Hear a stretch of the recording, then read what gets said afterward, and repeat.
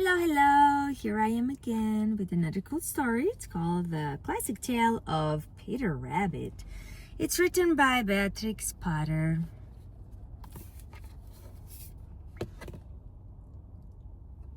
Once upon a time, there were 4 little rabbits, and their names were Flopsy, Mopsy, Cottontail, and Peter. They lived with their mother in a sandbank underneath the root of a very big fir tree.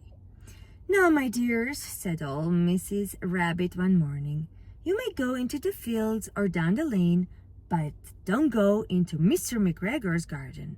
Your father had an accident there. He was put in a pie by Mrs. McGregor. Now run along and don't get into mischief. I'm going out."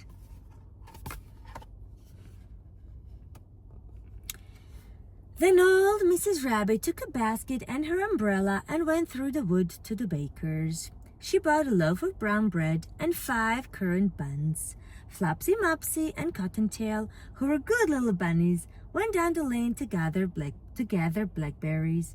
But Peter, who was very naughty, ran straight away to Mr. McGregor's garden and squeezed under the gate. Oh, look at him squeezing under the gate. He's trying to come through. First he ate some lettuces and some French beans, and then he ate some radishes. And then, feeling rather sick, he went to look for some parsley.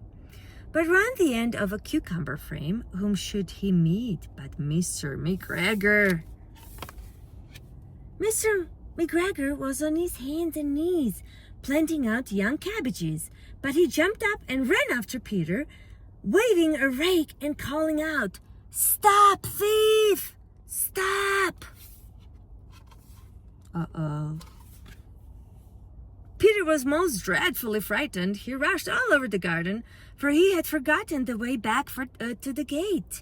He lost one of his shoes among the cabbages and the other shoe amongst the potatoes. Peter. After losing them, he ran on 4 legs and went faster, so that I think he might have got away altogether if he had not unfortunately run into a gooseberry net and got caught up by the large buttons on his jacket. It was a blue jacket with brass buttons, quite new.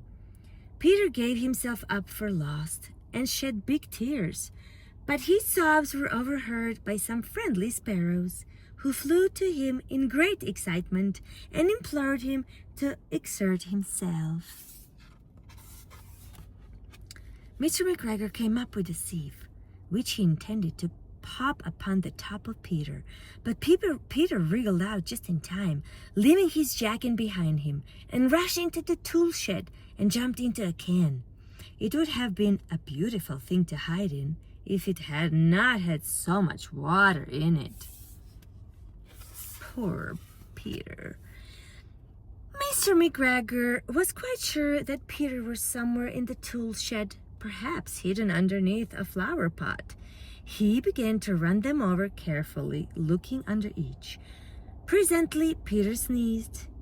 "Curtsy-shoo! Curtsy-shoo!" Mr. McGregor was after him in no time, and tried to put his foot upon Peter, who jumped out of a window, upsetting 3 plants. The window was too small for Mr. McGregor, and he was tired of running after Peter. He went back to his work. Peter is quite a fast runner. Peter sat down to rest. He was out of breath and trembling with fright, and he had not the least idea which way to go. Also, he was very damp with sitting in that can. After a time, he began to wander about, going lippity-lippity, not very fast, and looking all around. He found a door in a wall, but it was locked, and there was no room for a fat little rabbit to squeeze underneath. An old mouse was running in and out over the stone doorstep, carrying peas and beans to her family in the wood.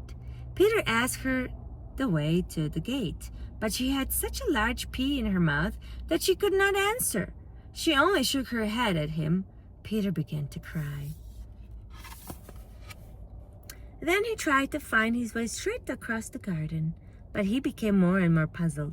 Presently he came to a pond where Mr. Gregor filled his water cans. A white cat was staring at some goldfish. She sat very, very still, but now and then the tip of her tail twitched as if it were alive. Peter thought it best go away without speaking to her. He had heard about cats from his cousin, little Benjamin Bunny. It's a nice little white kitty. Look at the beautiful butterfly. He went back towards the tool shed, but suddenly quite close to him, he heard the noise of a hoe. Screech, scratch, scratch, screech. Peter scuttered underneath the bushes, but presently, as nothing happened, he came out and climbed upon a wheelbarrow and peeped over. The first thing he saw was Mr. Gregor hoeing onions. His back was turned towards Peter, and beyond him was the gate.